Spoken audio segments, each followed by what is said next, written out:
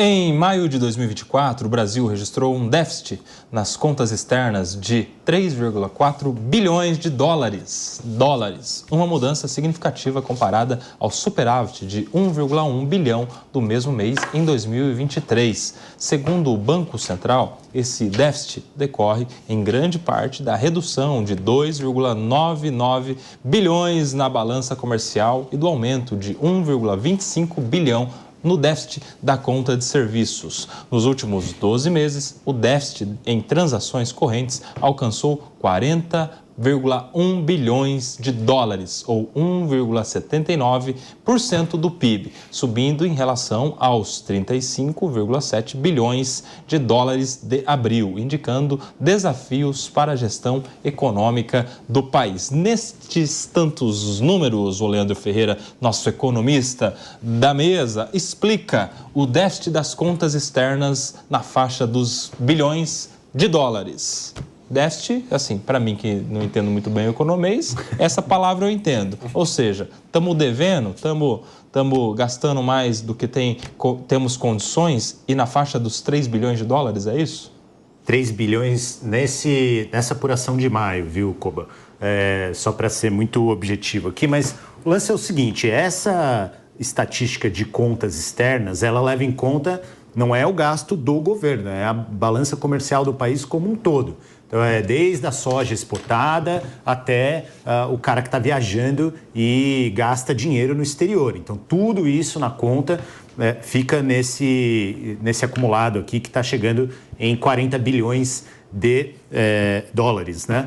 Agora, esse valor, ele é historicamente este mesmo, né? Próximo de 1,5% do PIB, e não tem problema que um país... Não é o governo, viu? É o país, todos os atores privados, públicos, né? Tenha algo de um déficit de balança comercial nesta faixa do 1,5%. Algumas notícias especificamente deste período são boas, como, por exemplo, o aumento do investimento externo no Brasil, né? Apesar de ter ficado com um déficit nessa apuração de maio, né? Foi muito maior hoje o investimento externo no Brasil, que leva em conta, por exemplo, o empresário que vem de fora e coloca dinheiro no país. Onde que aumentou o déficit? Aumentou na contratação de serviços e viagens de brasileiros para o exterior, né? Embora essa discussão aqui talvez não seja a mais produtiva, a gente fica falando, da onde vem, qual é a composição, né? Mas é importante a gente saber que o investimento externo no Brasil está aumentando, apesar desse déficit também estar aumentando de balança comercial. Tem aqui a ver com questões relacionadas ao agro. O agro é muito importante para que esse déficit não seja maior ainda. No ano passado, houve uma produção de soja que foi vendida até para a Argentina, muito grande, né? Então tem tudo a ver com as negociações do empresariado também fora do Brasil, né? O importante é que a gente tenha uma boa qualidade de alguns gastos, como, por exemplo, o aumento de investimentos externos no Brasil, que são esses produtivos. Então, quando vem lá uma dessas montadoras de automóvel e anuncia investimento no Brasil, é aqui que a gente espera que esse dinheiro caia para equilibrar a sua conta. Mas está num patamar bem administrável, né? 1,79% do PIB, que é a média histórica do Brasil desse déficit de contas externas nas últimas décadas, inclusive. Ô, Ricardo Rous, diante de toda essa explicação, essa aula do nosso professor Leandro Ferreira, de uma maneira mais simples, hoje a gente tem condições de um investidor exterior, um investidor gringo, chegar aqui no Brasil e falar, vou colocar o meu dinheiro neste país, vou montar uma praça industrial aqui, vou gerar emprego, vou fazer a minha produção aqui, vou começar a investir no Brasil. A gente está hoje dando condições a esses investidores? Estou falando de segurança jurídica, de segurança tributária, de custo Brasil, de estabilidade nas relações políticas. A gente está com chances de termos mais dinheiro, mais investimentos do exterior no Brasil, ou estamos com dificuldade nesse aspecto de atrair o investidor? Estamos patinando. Membros do governo federal viajaram muito para o exterior em busca de investimentos. Esses investimentos não estão chegando. Estão chegando de forma bem pouquinha, não é aquilo que se vendia, não. O interessante aqui é a gente ver o Leandro, que é economista, patinar para cá para tentar dizer que déficit é legal, que déficit é bom. Você vê a passada? É uma ginástica. É uma ginástica. Leandro... Ele já malhou hoje, gente, do dia já, para poder dizer que o déficit é bom. Não. Só gente, déficit é ruim. É Leandro Hipólito. Déficit é ruim. Ponto, déficit é ruim. Infelizmente, para atrair investimento estrangeiro, a gente precisa ter isso que você falou, Koba. A gente precisa ter segurança jurídica, a gente precisa ter um ambiente fiscal mais equilibrado. E esses movimentos, a taxa de juros, que ficou... O Banco Central entendeu de forma, inclusive, equilibrada que não dava para baixar juros na canetada, segurou ali, inclusive, com a concordância dos membros indicados pelo governo federal no Conselho do Banco Central, no Copom, enfim. Este ambiente todo é o que é mais atrativo para um investidor internacional e esses investidores não estão olhando assim com tanto sorriso para o Brasil nesse momento. E aí, Deise Tchocari, já estivemos melhor?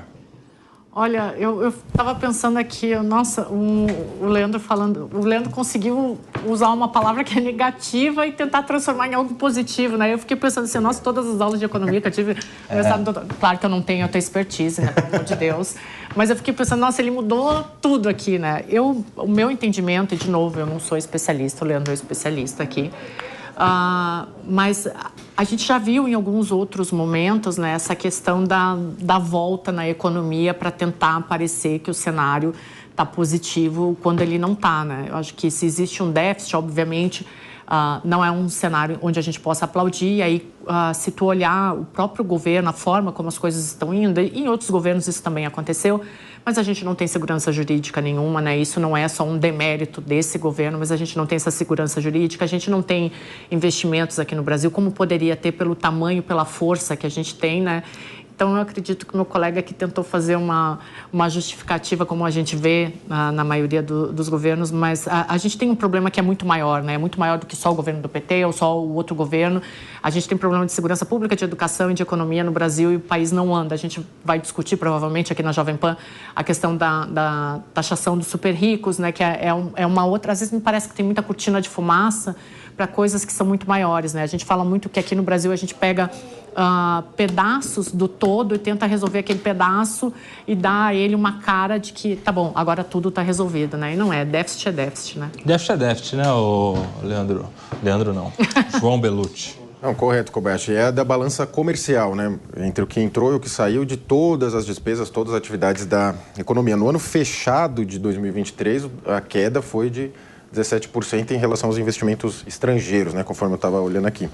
O que foi o grande fiador para o mercado financeiro da economia brasileira foi a reforma tributária, foi a sinalização para o mercado financeiro, aqui o Brasil não vai quebrar, porque eu vou tacar imposto em todo mundo e vou garantir. Só que, ao mesmo tempo, você tem esse descontrole fiscal. A reforma é aprovada em aberto, alíquotas em abertos, ainda precisa de todos os decretos dela para como é que vai regulamentar as alíquotas, a base de cálculo, pode até haver a criação de mais impostos.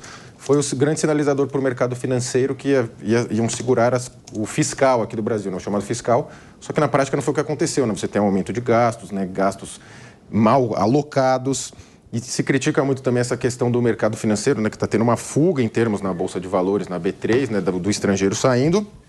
Critica-se o tal do rentismo, só que o maior emissor de títulos é o governo. O próprio governo emite esses títulos para arrecadar e depois tem que ficar pagando a remuneração. Sim. E o dinheiro ele não fica parado, né? Ele vai rendendo, né? Precisa de uma gestor, né? Ele é usado como lastro, operações bancárias. E eu acho que assim, no plano geral, né, você tem uma má sinalização para os investidores estrangeiros que olham com muita preocupação o Brasil e vão tirando o dinheiro, e você tem grandes players também abandonando o barco, né? São vários aí já colecionando aí que estão dizendo que o Lula não vem feito o que tinha prometido, né? E ele e o Haddad já estão abandonando o barco para surpresa de ninguém.